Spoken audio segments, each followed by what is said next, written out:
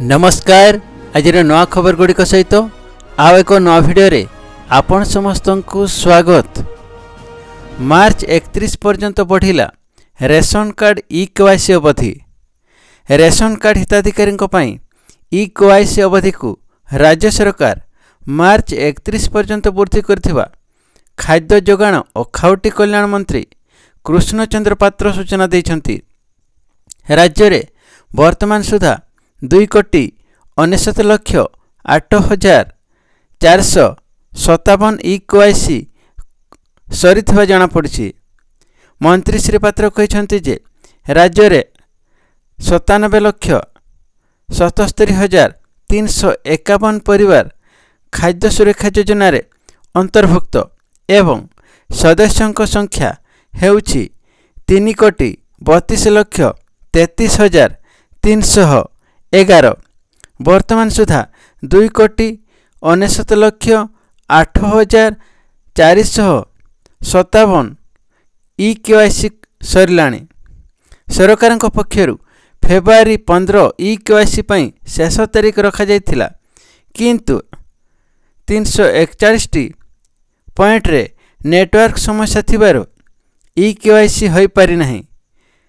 न नेटवर्क 230 एवं slow network 111 point थिबारु e-KYC होई नाही।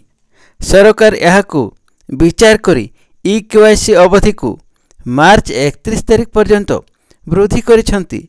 जेउ स्थान रे आवश्यकता अछि किंबा नेटवर्क समस्या थिबो सही पॉइंट रे डिवाइस लगा जिवो। अन्य पक्षरे अयोग्य माने कार्ड न फेराइले सरकार कठोर कार्यानुष्ठान नेबे। नुआ लोकन को शामिल करा जिवो। 6 लाख नुआ हिताधिकारी आवेदन करिसंती। आयकर देउथबा प्राय 8 लाख लोक कार्ड नैथिबा रिपोर्ट आसीछि। सेमाने स्वास्थ्य कार्ड पाइबा पई रेशन कार्ड नैथिले। एहार रिपोर्ट हस्तगत होईछि।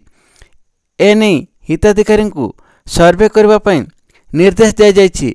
सही कार्ड गुड़िको कटिबो। एबे सुधा चाकरी करथिबा बा आयकर देउथिबा 12,000 अयोग्य रेशन कार्ड फेराई सारिलेनी।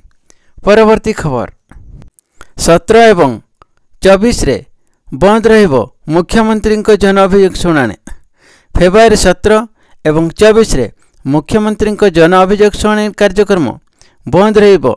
सप्तदश विधानसभा रे तृतीय अधिवेशन तथा बजेट अधिवेशन चालुथिबारु एही सोमवार गुड़िकरे भुवनेश्वर यूनिट 5 स्थित मुख्यमंत्री अभियोग प्रकोष्ठ रे जन अभियोग शुणाणी बंद रहिबो।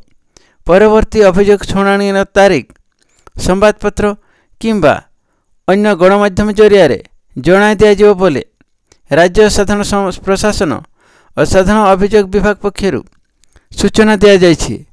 खबर गुड़िक भल लगिले लाइक कमेंट सब्सक्राइब करने को भूलंतु नहीं। धन्यवाद।